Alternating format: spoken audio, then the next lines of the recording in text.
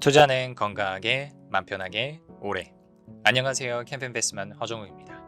오늘은 해송옵틱스의 전환사채권 발행 결정과 관련된 공시를 정리를 드려보려고 하는데요.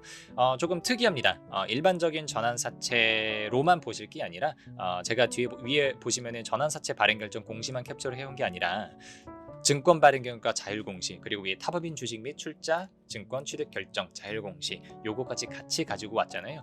요 세 개를 같이 보셔야 이번 해성옵틱스의 전환사채 발행 결정에 대해서 이해를 하실 수 있기 때문에 조금 특이한 케이스고요. 그 구조에 대해서 여러분들한테 간략하게 정리 드려보겠습니다. 보시면은 금액 자체는 그렇게 크지 않습니다. 30억을 발행을 하고 있고요. 자금 조달의 목적으로 타법인 증권 취득 자금으로 되어 있어요. 그러니까 M&A를 하기 위해서 전환사채를 발행했다라고 하는 굉장히 특이한 사건인 거죠. 보통 제가 그동안 정리해드렸었던 전환사채 발행 케이스는 시설 자금으로 쓰인다거나, 조금 이제 재정 상황이 어려운 기업들이 운영 자금으로 쓰기 위해서 전환사채를 발행하는 경우가 많았는데, 이번에는 타법인 증권을 취득하기 위해서, 즉 M&A를 하기 위해서 30억 규모의 전환사채를 발행했다라고 하는 게 굉장히 큰 특징입니다. 그리고 이자율은 0%인 것도 눈여겨보실 만한 거죠. 사채 만기일 29년까지니까 5년이라는 거 확인하시면 되겠습니다. 그러면은 이 전환사채의 채권자 같은 경우는 해송호틱스에 30억을 빌려주면서 이자는 관심 없는 거예요. 그저 해송호틱스의 주식을 받고 싶을 뿐이라는 겁니다. 그럼 도대체 이 친구가 누구고, 왜 이 친구는 투자를 했고, 해송호틱스는 왜 전환사채를 통해서 발행을 했는지를 차근차근 공부해 나가도록 하겠습니다. 먼저 전환가액부터 확인하시겠습니다. 지금 1712원이고요. 오늘 보니까 주가가 조금 많이 하락을 했네요. 그러니까 어제 이 공시가 발행이 되고 나서 오늘 주가가 9% 넘게 하락한 걸로 봐서는 기존 주주들이 이거를 그렇게 탐탁치 않게 생각하는 것 같아요. 그래서 오늘 종가 기준으로는 보니까 1676원이 종가인데, 이제 전환가액은 1712원이니까 평이한 수준의 전환가액으로 결정됐다라는 거 보시면 될 것 같고요.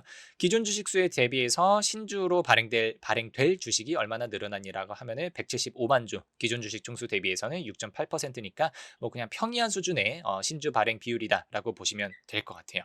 리픽싱 조항이 보니까 들어가 있네요. 항상 말씀드리지만 전환사채의 전환가액은 대부분은 사전에 정해져 있다라고 말씀을 드렸었죠. 근데 이제 내 채권자 입장에서는 내가 전환받아갈 전환가액은 사전에 정해져 있는데, 내가 전환사채 투자하고 나서 주가가 계속해서 떨어져 버리면 내가 그 높은 전환 가격, 그러니까 주가에 비해서 높은 전환 가격에 전환받아갈 유인이 전혀 없어진다고 말씀드렸잖아요. 그래서 그 채권자를 보호해주고 이 채권 투자에 대한 유인을 제공하기 위해서 시가 하락에 따른 전환가액 조정, 리픽싱 조항을 넣어주는 경우가 있다고 말씀을 드렸어요. 그래서 이제 최저 조정가액은 500원까지도 리픽싱이 될 수 있다라는 점 말씀드릴 수 있겠습니다. 그래서 주가가 떨어질 때 요거는 기존 주주, 일반 주주분들 입장에서는 조금 아쉬운 측면일 수가 있겠네요. 주가가 떨어질 때 전환사채 투자자가 아닌 그냥 보통주 투자자인 여러분들께서는 그대로 그게 마이너스로 이제 여러분들 포트폴리오에 반영이 되면서 손실을 감내를 해야 되는 반면에, 이번 전환사채 투자자 같은 경우에는 사실상 잃는 게 없는 거죠. 주가가 떨어질 때마다 내가 받아갈 수 있는 조정가액이 낮아질 거고, 그만큼 내가 빌려준 30억 원을 기준으로 나중에 전환받아갈 수 있는 주식수가 늘어나는 것이기 때문에 채권자한테 상대적으로 유리하고, 그리고 기존 주주들한테 상대적으로 불리한 조건의 조항이 들어가 있다. 이렇게 해석을 하시면 될 것 같습니다. 옵션 내역들 보시면은 이것도 약간 채권자한테 유리하게 설정이 되어 있어요. 채권자가 조기 상환을 회사에 청구할 수 있는 풋옵션은 들어가 있습니다. 그래서 36개월, 3년이 지나고 나서부터는 회사가 조금 돌아가는 게 이상하다, 탐탁치 않다라고 했을 때 채권자가 야, 내 돈 원금 30억 내놔.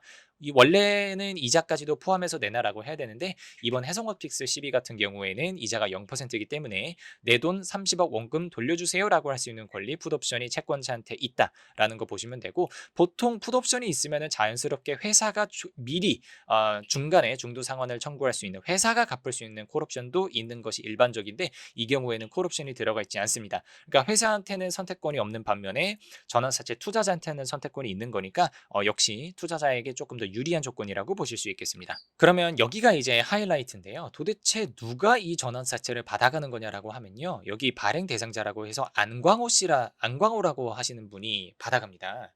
그래서 보니까 좀 선정 경위나 이런 거래 내역들이 조금 구체적으로 쓰여져 있어요. 한번 차근차근 읽어볼게요. 발행 회사와 발행 대상자 안광호 씨 간에 발행 대상자가 보유하고 있는, 즉 안광호 씨가 보유하고 있는 타법인 주식회사 TK ENS 보통 주식을 36억 원에 양수하는 계약을 체결을 하는데 그중에 30억 원에 대해서 발행회사 해성옵틱스가 양수대금 납입 채무를 본건 전환 사채를 발행하여 사채권으로 지급해 상기하기로 함이라고 하는 거니까 전환 사채를 발행을 해서 안광호 씨한테 30억 원어치를 그냥 주는 겁니다. 나머지 6억은 어떻게 하냐? 뭐 현금으로 주겠죠. 6억은 현금으로 지급을 하고요. 30억은 전환 사채를 발행을 해서 공짜로 준다는 얘기입니다. TKENS 주식 50.1% 그러니까 경영권이 수반된 M&A 계약이라고 보시면 되겠죠. 안강호 씨가 보유하고 있는 주식을 해성옵틱스에 넘기는 대신에 안강호 씨는 36억을 바로 받아가시는 게 아니라 6억은 현금으로 받아가지만 30억 원은 전환사채로 가져가서 나중에 전환권을 행사해서 해성옵틱스 주식을 가져가겠다라고 하는 그런 이야기인 거죠. 그래서 이 안강호 씨가 보유하고 있다는 TKENS가 어떤 회사인지를 좀 봤어요. 그랬더니 뭐 차량용 산업용 제습제라고 합니다. 그러면은 이거는 해성옵틱스가 기존에 이제 반도체 쪽 하고 있는 기업인 걸로 제가 알고 있는데 이쪽에서 자동차 전장용 뭐 이런 쪽 반도체로 조금 진출을 하기 위해서 뭐 그런 화학 관련된 기업들을 인수합병을 하는 것이 아닌가라는 생각이 들어요. 그래서 정리를 드려보면 이런 겁니다. 이 건 같은 경우는요. 돈을 빌려주는 그러니까 안광호 씨라는 채권자가 돈을 빌려주는 계약은 아닙니다. 실질적으로. 이건 실질적으로 안광호 씨가 보유하고 있는 TKENS를 해성옵틱스가 합병하는 계약이에요. 합병 대가가 여기 죄송해요. 제가 지금 잘못 적어놨는데 36억이에요. 근데 그중에서 6억은 현금으로 지급하고 해성옵틱스 주식 30억 원어치를 일반적인 경우라면 바로 지급했어야 맞습니다. 하지만 그게 아니라 안광호 씨한테 CB 전환사채로 우선 선지급하고 나중에 안광호 씨가 원할 때 그거를 보통주로 전환할 수 있는 권리를 줬다는 얘기죠. 그래서 이제 앞에서 보여드렸던 전환사채 발행결정 공시 말고도 탑업인 주식 및 출자증권 취득결정 공시를 보더라도요 자세히 나와 있습니다. 그래서 보니까 여기 주요 사업 전장용 제습제라고 해서 취득 목적 나와 있죠. 전장 부품 사업에 추가로 스마트폰 사업 경기 변동에 따른 매출의 뭐 변동성 최소화, 사업 확장하는 거네요. 사업 포트폴리오를 넓혀가면서 뭐 기존에 스마트폰을 하고 있었던 기업이라고 하면 스마트폰이 아무래도 좀 성숙기에 다다르면서 성장률이 많이 떨어졌잖아요. 그래서 전장 쪽으로 진출을 하면서 새로운 성장 동력을 마련하는 그런 전략이다라고 보시면 될 것 같습니다. 하지만 안타깝게도 오늘 주가가 9% 넘게 떨어진 것을 보면 해성옵틱스의 기존 주주들께서는 이번 전환사채 발행을 통한 M&A건을 그렇게 긍정적으로 평가하지는 않는 것 같습니다.